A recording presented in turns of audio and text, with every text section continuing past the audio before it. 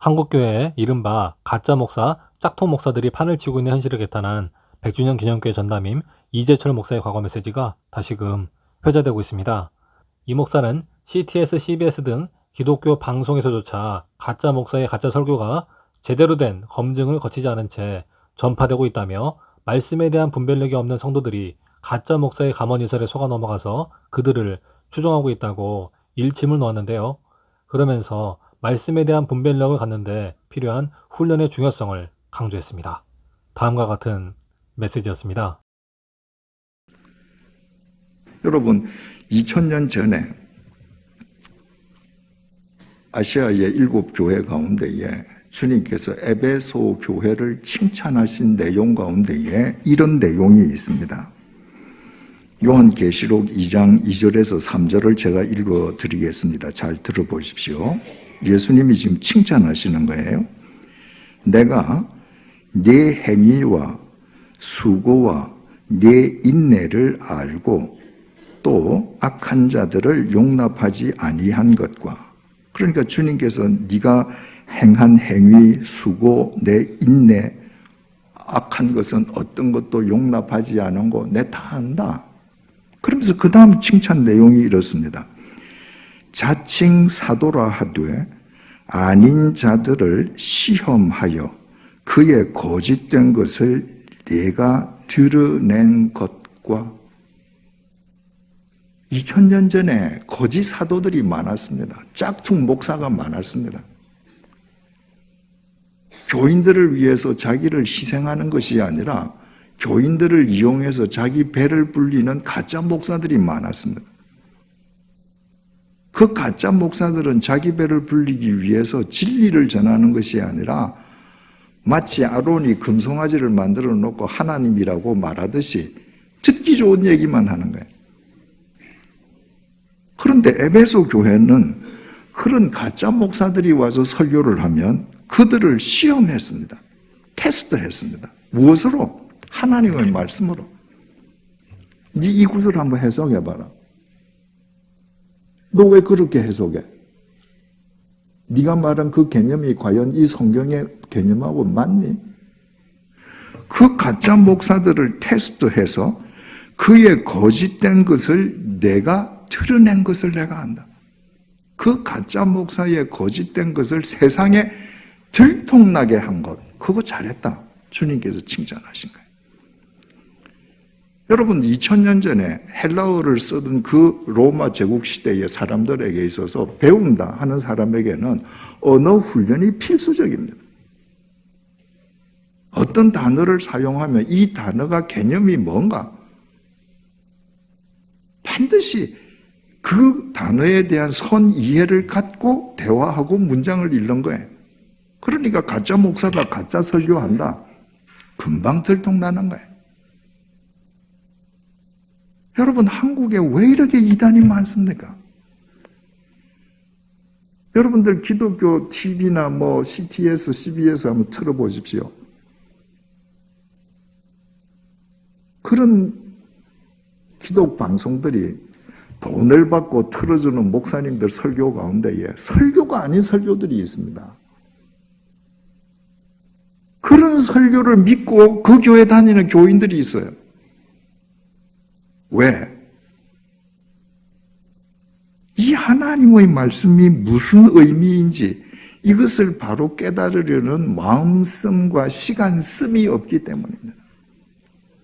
그러니까 귀에 듣기 좋도록 욕망을 부추겨주면 아멘 아멘 하고 따라가는 겁니다. 그러니까 이단 천국이 됐습니다. 제가 또 여쭤보겠습니다. 여러분, 긍휼이 뭡니까? 자비가 뭡니까? 인애가 뭡니까? 여러분들 아이가 엄마 긍휼이 뭐예요? 라고 물었을 때 여러분들 구체적으로 설명할 수 있습니까? 못하지요. 평생을 예수 믿으면서도 긍휼이 뭔가 한 번도 여러분들 질문 안 해본 거예요. 그러니까 하나님의 말씀의 뜻을 바르게 알기도 어렵고 자칫 잘못하면 인간의 귀를 즐겁게 하는 이단 사설에 미혹당하기도 쉬운 것입니다. 어떤 사물이나 어떤 대상에 대한 인식은 반드시 세 단계를 거치게 되어 있습니다. 첫 번째 인식의 단계는요, 눈에 보이는 것을 보이는 대로 인식하는 것입니다. 어린아이 경우에는 가장 자연스럽습니다. 그 단계가. 그냥 눈에 보이는 대로 보고, 아, 이거는 고모, 이거는 시어, 맛보고, 이거는 달다, 이건 쓰다. 느끼는 대로 해. 성인이 된 사람이 눈에 보이는 것을 보이는 대로만 판단하고 그친다. 그 사람은 사려 깊은 삶을 살 수 없습니다. 왜냐하면 눈에 보이는 것 때문에 내 인생이 휘둘리면서 매일 일희일비하게 되거든요. 두 번째 인식의 단계는 눈에 보이는 것을 보면서 그것뿐만이 아니라 눈에 보이는 것을 통해서 눈에 보이지 않는 배후, 이면의 것을 보는 단계입니다. 이 단계의 사람은 훨씬 사려 깊은 삶을 살 수 있습니다.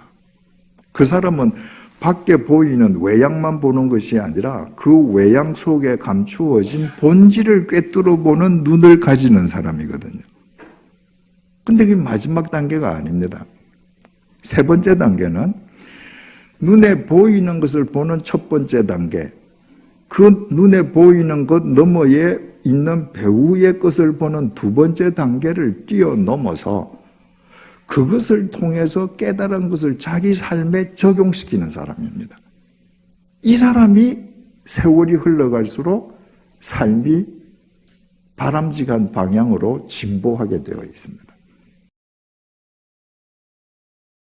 CTS, CBS 등 기독교 방송이 돈을 받고 내보내는 설교 중에 설교 아닌 설교가 많다며 가짜 목사의 가짜 설교를 우려한 100주년 기념교회 전담임 이재철 목사가 이들 가짜 설교를 분별할 수 있는 인식의 3단계를 소개한 바 있는데요. 이 목사는 보이는 것만 보는 차원, 보이는 것 너머의 본질을 보는 차원, 그 본질을 삶에 적용하는 차원으로 구분하며 성경 역시 이런 인식의 단계로 살피면서 그 진위를 파악할 수 있다고 밝혔습니다. 다음과 같은 메시지였습니다. 요즘 신문을 보면 얼마나 한심한 이야기가 많이 보도됩니까? 정말 한심합니다. 그런데 그 한심한 기사를 보고 아휴, 이 나쁜 사람들, 그리고 신문 덮어버린다. 그러면 그 첫 번째 단계 사람. 그런 분은 일평생 신문 보고 그렇게 욕하고 화만 내고 끝나는 거예요. 두 번째 단계는 그 신문이나 TV 보도를 통해서 한심하게 보이는 그 사건 너머에서 보이지 않는 그 배후, 우리 사회가 왜 이렇게 됐을까? 왜 정부가 바뀔 때마다 똑같은 문제가 이렇게 반복되는가? 저 사람들 문제가 아니라 우리 사회가 이렇게 되기까지의 내 자신도 원인 제공자가 아닌가? 그 너머를 보는 것이 두 번째 단계입니다. 세 번째 단계는 이 형편없는 이 사회에서 일어나는 일들을 보면서 이게 결국 내 문제가 아닌가를 느끼는 두 번째 단계를 넘어서 그러면 내가 이런 시대 속에서 어떻게 살아갈 것인가? 지금 우리 사회에서 일어나는 온갖 비리 이런 것들이 지나온 세대의 사람들이 뿌려온 씨앗들이 열매 맺는 것이라면 지금부터라도 누군가 바른 열매를 뿌려야 10년, 50년 후에 우리 자식들 대해서는 바른 열매를 거두지 않겠는가? 그러면 모든 사람이 시류를 따라가더라도 나 혼자만이라도 뿌려야 할 씨를 바로 뿌리자. 이게 세 번째 단계입니다. 그런 사람이 많아질 때 우리 사회가 새로워지겠죠. 성경을 보는 것도 똑같습니다. 성경을 보는 것도 이 세 단계를 거쳐야 합니다. 만약에 우리가 성경을 눈에 보이는 대로 이해하는 첫 번째 단계에 머물러 있게 되면 우리는 우리 본의와는 상관없이 율법주의자가 되어버립니다. 율법주의자들은 어떤 사람들인가? 율법으로 거치려 하는 사람들. 율법을 따르는 것 같은 자기의 외적 삶의 모양으로 자기가 거룩하다고 착각하는 사람들입니다. 주님께서 그런 사람들을 가리켜서 외식하는 자라고 질타하시지 않았습니까? 바깥 외자에 치장할 식자. 이 말씀으로 바깥만 치장하는 겁니다. 십계명 제7계명이 간음하지 말라는 계명입니다. 2000년 전에 바리새인들, 서기관들, 유대인들은 말입니다. 그 7계명 간음하지 말라는 계명 앞에서 아주 떳떳했습니다. 왜냐하면 나는 여자하고 몸을 섞어서 동침한 적이 한 번도 없어요. 간음이라는 그 사전적인 의미, 그 의미대로 불륜을 저지른 적이 한 번도 없습니다. 여러분, 2000년 전은 철저한 가부장, 남성 중심의 사회 아닙니까? 오늘날처럼 계명천지에서도 미투 운동이 일어난 것이 겨우 몇 년 전에 미국에서부터 시작되어서 이제 우리 한국에서 일어나지 않습니까? 2000년 전에 그 남성 중심의 사회에서 남자들은 여자들 그냥 희롱하는 거예요. 그냥 추행하는 거예요.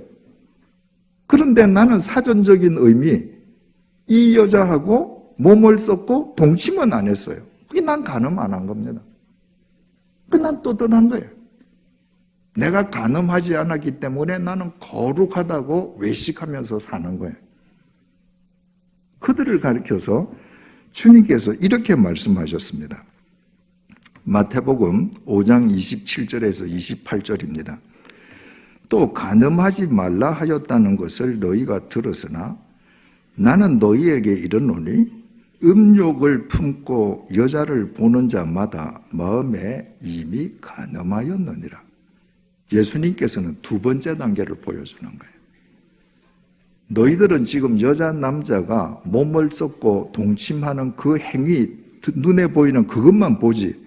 아니야. 그거는 결과야. 그 이전에 네 마음속에 음욕이 가득 차 있지. 네 마음속으로 지금 수없이 간음 저지르지. 넌 이미 간음한 거야. 눈에 보이는 간음 행위, 그 배후에 마음속의 음욕 두 번째 단계를 주님께서 꼬집어 주신 거예요. 거기에서 그치시지 않았습니다.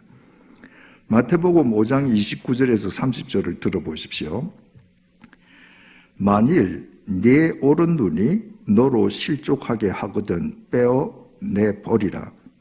내 백체 중 하나가 없어지고 온 몸이 지옥에 던져지지 않는 것이 유익하며 또한 만일 내 오른손이 너로 실족하게 하거든 찍어내버리라.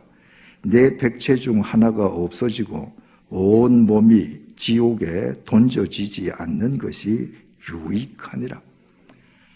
만약에 네가 지금 음욕을 보고 여자를, 남자를 희롱하고 추행하려고 하냐?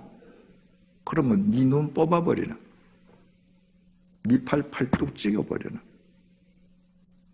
이 주님께서 도끼를 들고 네 팔 찍어라 이 말이 아니지 않습니까? 이 세 번째 단계를 얘기하시는 거예요. 네가 첫 번째 사전적인 간음 행위만 네가 안 했다고 따지면 너는 율법주의자, 외식하는 자가 된다. 네 마음속에 있는 음욕, 거기서부터 간음은 이미 시작되었다.